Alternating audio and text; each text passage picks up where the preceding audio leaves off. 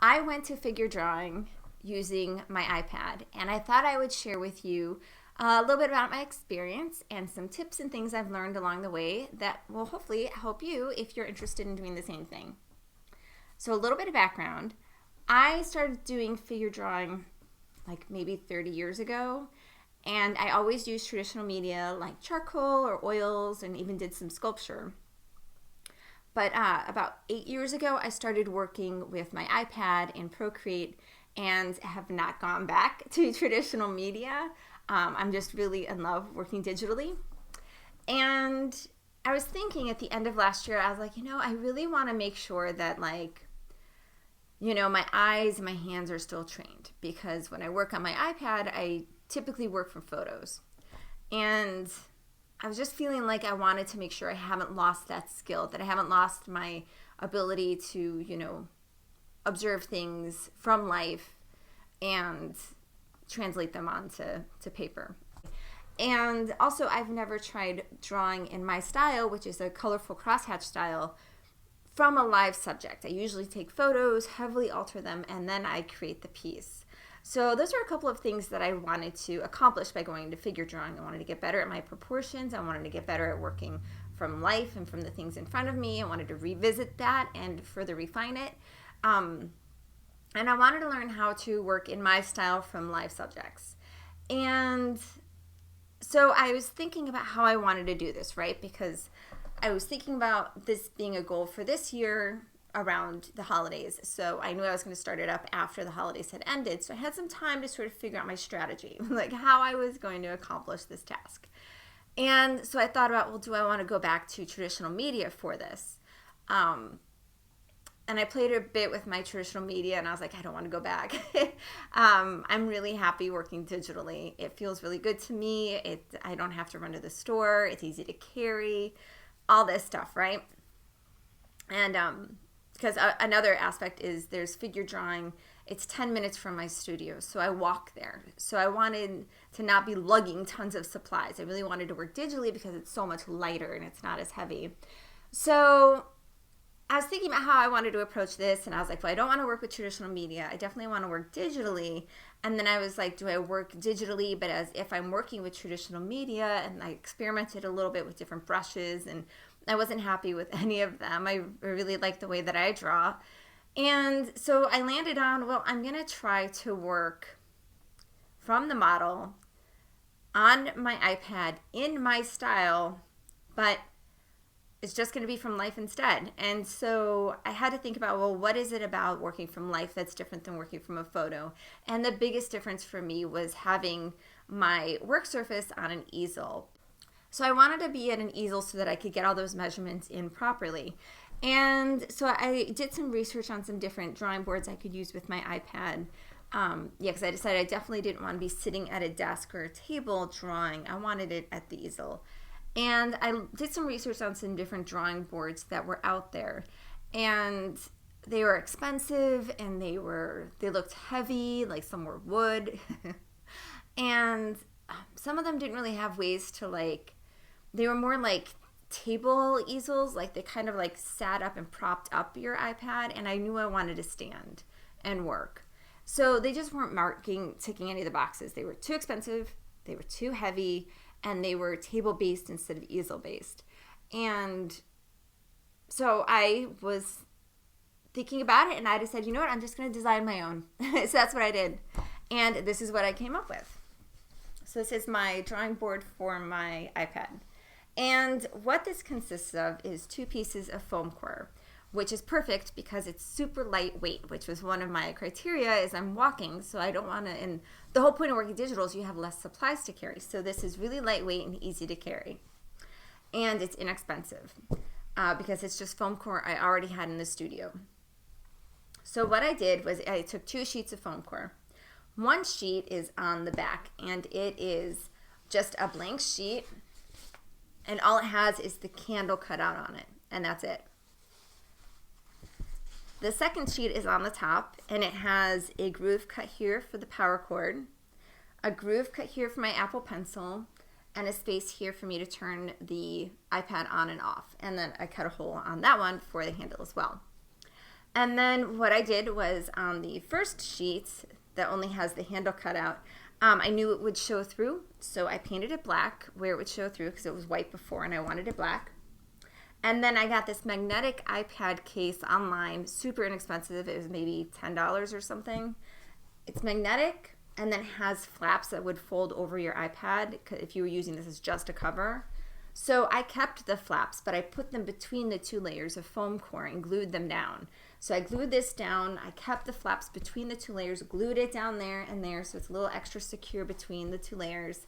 And then I taped the two layers together, and then I put some felt on it. You could use whatever fabric you wanted, but I liked the felt because I was able to needle felt it around the edges here and around the handle, and then I just did a simple stitch around the sides. And it's been working beautifully. So let me show you how the iPad looks in it. So you can see the iPad. Here I'm tilting it forward and my iPad is still nice and secure. It's not falling. And so it keeps my iPad nice and safe. I just bring this with me. I make sure to grab an easel at the studio that has the top part on there to help keep it on the easel in case someone steps backwards. I don't want the whole thing to fall forward. And that's it really. And then another thing is having the two layers. This second layer that has the grooves cut out is just a little above the iPad slightly. So I do feel like if it fell, that might help keep it safe. But more importantly, because I don't think that's likely to happen, is that it gives me more space to put my hand when I'm working. So if I am being more quick and gestural, I can feel like I have some motion. I don't feel like I'm crammed up on the iPad, instead I have more float in space. So yeah, it's been working out absolutely beautifully. I'm really happy with it. And it always starts conversations at figure drawing because they're like, what is that? What are you doing? So yeah, some things that have happened is, yes, as I mentioned, people are always curious because no one else there is working from an iPad and nobody else brings their own drawing board like this. So, I often have to answer questions or tell them about the Procreate program and how it works and everything. So that's been interesting. The other thing is working from the iPad is I have a huge chunk of my portfolio in my Procreate app.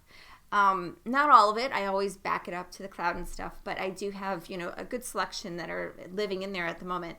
And so when people ask me about my work and what I do, I'm actually able to show them a ton of my pieces and the time lapses and all of that stuff. So I have a lot of content that I can share with people on the fly when I see them. Some other things that I've learned about the process is charging brick. I haven't run out of battery on the iPad, but I'm afraid I will.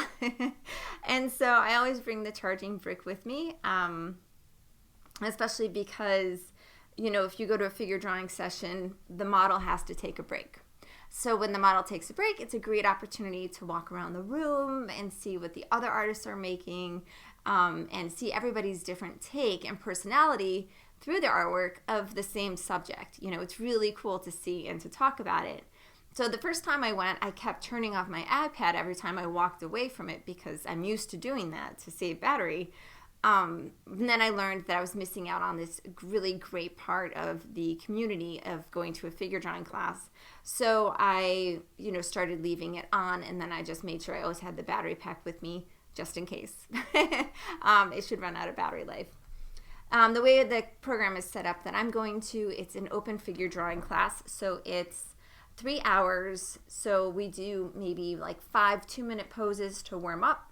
So they're really quick. And then we do one longer pose. And the gesture poses, how I set it up on my iPad is I'll create one canvas and each pose will be a different layer in that canvas. So it allows me to turn them all into one document at the end. I can kind of rearrange them and make them look, fill up the whole page. But then I have the whole canvas to work with when I'm actually doing the drawing part. And then when I create the finished piece, the longer pose piece, I work with it just like I would any other drawing that I'm working on. I usually work with 3 layers. I work with the exact same 3 layers, the exact same colors, exact same brushes. everything about how I work is remaining the same. It's just my subject is changing. I haven't bumped into any hiccups working from the iPad at the easel. As far as how I'm used to working from the figure where I'm, standing back and measuring, I can do the exact same thing on the iPad. So that's been really nice, as long as I don't rotate the canvas too much, because if I rotate it, then it won't line up with the model. So that's something that I've been having to make sure I don't do, especially when I'm rendering it at the beginning, is making sure I'm not rotating the canvas. Sometimes I'll rotate the canvas when it's the cross-hatching section where I'm adding the color. So yeah, those are some of the things that have been really unique about working on the iPad with it. Oh, the other thing is sometimes the model will come around and take pictures of the images that people have drawn of them. And I've been able to email them or airdrop my artwork directly to them. I'm always happy to provide my artwork for free to the artist or to the models or muses who I'm working from. So I do that with my portrait drawings all the time. If the muse sees that I used their image and they ask for a print, I give them a print for free because I'm so incredibly grateful that they allowed me to draw them. So the same is true with the models who are doing this live and in person. I will happily go ahead and airdrop or email them the finished artwork so that they can have that for their portfolio for modeling. Some of the things I've learned from the experience, which holds true for all figure drawing sessions, is, and I should also mention, the figure drawing sessions I'm going to are not taught. It's not with a teacher. Instead, it's just facilitated. So there's a volunteer who arranges the model and sets up the stage and cleans the studio and does all that stuff. But it's not instructed. They're not coming around talking to you, giving you feedback or anything.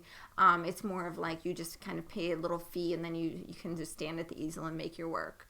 And so it's really nice for, professional artists. I've already been to art school. I'm not here looking for instruction on how to do it. I'm just looking for, a safe space to work from a model. And so that's what I get. So it's a little different than a class situation. And so some things I've learned from the experience is, one, how much I missed that camaraderie that comes with working in a studio with other artists, especially in figure drawing sessions, because in figure drawing, the model has to take a break at some point. And when that model takes a break, it's such a cool opportunity to not only see what the other artists are making, but also to chat with them. And I've really enjoyed being able to chit chat with other artists. We talk about exhibitions that are up at our local museum. We've talked about our artistic journey and what kind of work we're making these days and different challenges, or we've, celebrated some big accomplishments some of the artists have bumped into with their artwork. So I realize how much I've missed that connection with the other artists and that sort of atmosphere. And I think that comes, like I said, unique with going to live figure drawing, because the model has to take a break. If you're in an oil painting class and you're working on your own project, the breaks happen at different times.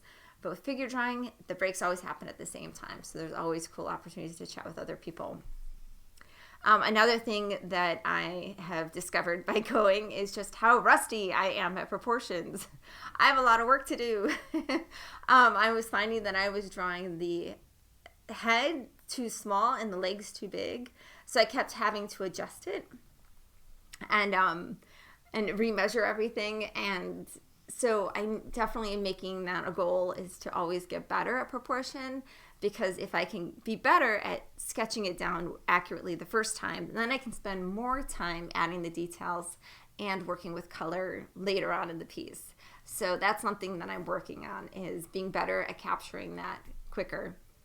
And the other thing that I'm working on is the gesture drawing portion, because these models are amazing.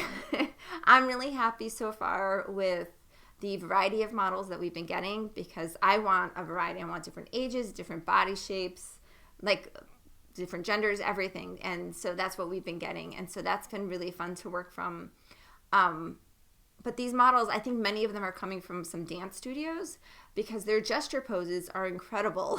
I've never had models who come up with such creative poses for their gesture poses. And they're, when they do the long pose, they're a little bit more like, they have to hold that for a long time. So it's something a little bit simpler, but for their quick poses, they're amazing. So I really want to make it a goal to get better at capturing those interesting poses faster. Because I gotta get those down fast. They're really, really interesting poses. And because they're so interesting, they're not your static, like, you draw. Like, it's not just a straight up and down figure. They're all over. Like, their limbs are in different places and stuff. So some of your normal proportion rules you can't really rely on because it's so, dynamic. So that's the other thing that I'm working on, is working on perfecting my gesture drawing skills so I can capture it faster. And so I'm excited. I've been going every single week, and I'm excited to keep going. I want this to be a regular exercise that I do all the time, forever and ever, because it really has been so good and helpful for my practice and for, keeping my eye trained and developed in working from live subjects. Oh, that's the other thing. Working from life, seeing, having to use my eyes to translate a live subject into my color palette. So when I usually do my portraits, I pick a photo and then I heavily edit it, and then I work from the edited photo to do my drawing.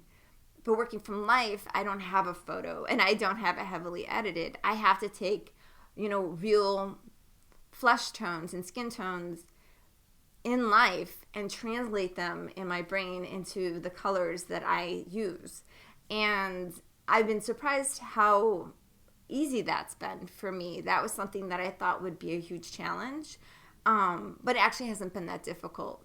So I'm actually pretty excited to take that even further and to work more from life with different subjects and stuff in my color palette, in my style, and the way that I like working with the results that I like to get with my pieces. So that's been a really cool thing to work through as well. So I hope that this was helpful. I hope that you're excited to go to Figure Drawing 2. I hope that, I gave you some good tips on how to work with your iPad from a live model. And if you end up going, or you have been going to a live figure drawing session with your iPad, please let me know. I want to know if you have been and how it's been going. And if you take on and make yourself a drawing board, let me know. I want to see how yours turns out, if you use this one or if you change the design to better suit your working experience. I want to see how that turned out. So please let me know. I'm very curious, and I will see you in the next video. Thank you.